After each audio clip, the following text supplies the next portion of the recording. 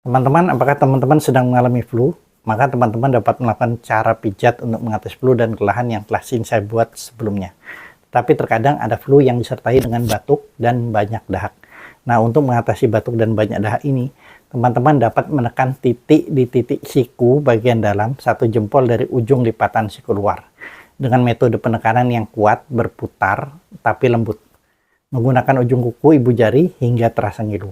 Lakukan selama 1 menit. Demikian cara untuk mengatasi flu yang disertai batuk dan banyak dahak.